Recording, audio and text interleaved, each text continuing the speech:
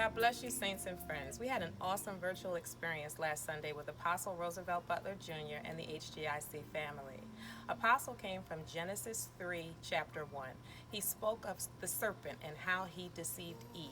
He talked about the craftiness of the serpent and how he's been crafty from the very beginning, how he roams to and fro as a lion seeking whom he may devour. But more importantly, he focused on the works and the cunningness of the enemy. Everything that God has made has always been good, but the enemy took it upon himself to infiltrate the snake, the serpent, a very wise animal that was divinely created by God.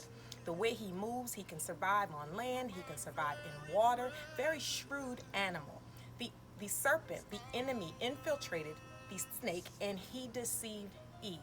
He caused doubt in Eve's mind. He asked her, he questioned what God had already told her.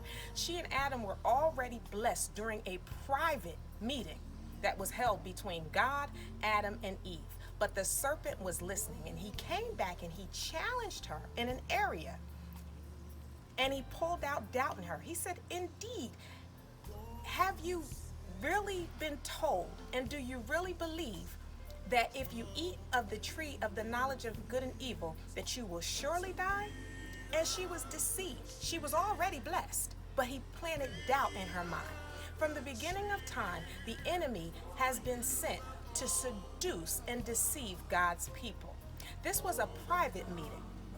This was a private invitation-only meeting that was held between God, Adam, and Eve. Apostle goes on to show how the enemy is always listening in on the call. God wants us to be committed. He wants us to be accountable. He wants us to be trustworthy. He wants us to be obedient. He wants us to be focused on him and in him. People of God, you have value. We have value in God. Don't be deceived. Don't allow the enemy to deceive you where you are already blessed, where God has already spoken over you, where you would reap the good things, the good benefit. Don't be deceived. God is not mocked. God bless you.